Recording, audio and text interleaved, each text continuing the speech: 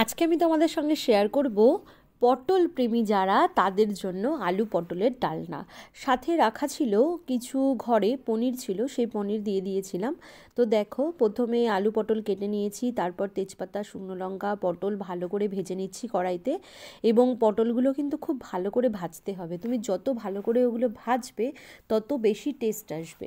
কারণ পটল যদি একটু কাঁচা কাঁচা থাকে না, তাহলে খেতে ভালো লাগে না, এটা আমি অনেকবার দেখেছি।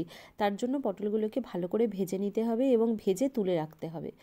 এবং তোলার সময় দেখে নিতে হবে যে ভেতরে যেন কাঁচা না থাকে। তারপর ওই তেলেই তোমাকে দিয়ে দিতে হবে আলুগুলো।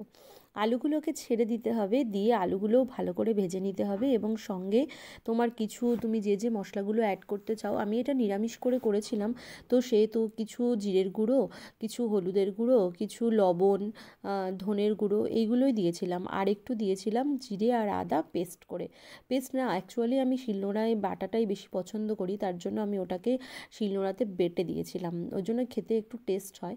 আর দেখো, এখানে দিয়ে দিচ্ছি ধনের গুঁড়ো, আর তোমার কাশ্মীরি লঙ্কার গুঁড়ো ছিল, সেটাও একটু দিয়ে দিয়েছি। সেটা পরিমাণ মতো, যে যেরকম খেতে চাও সেরকমভাবে দিতে পারো।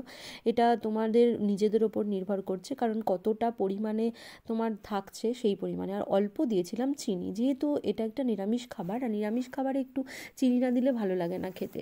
চিনি দিলে তার রান্নার একটা স্বাদ, গুণগত মান সব কিছু বজায় থাকে, নিরামিষে বিশেষ করে। আমিষে আমরা চিনি অতটা খাই না। যাই হোক, তো দেখে নাও, এটা ভালো করে সমস্ত মশলাগুলো দিয়ে তেলের মধ্যে দিয়ে সেটাকে ভালো করে নাড়ছি। এবং নেড়ে নিয়ে যতক্ষণ পর্যন্ত না তেল ছাড়ছে ততক্ষণ পর্যন্ত নাড়তে থাকবে। তারপর জল দিয়ে দেবে। জল দিয়ে একটু ফুটলেই, আমার ঘরে রাখা ছিল কিছু পনির, আগের দিনের ভেজে রেখেছিলাম, আর কিছু পাঁপড়ের টুকরো দিয়ে দিয়েছি ওর মধ্যে। দিয়ে হালকা করে একটুখানি ফুটিয়ে নিয়ে তারপর ঘি, গরম মশলা দিয়ে নামিয়ে ফেলবে।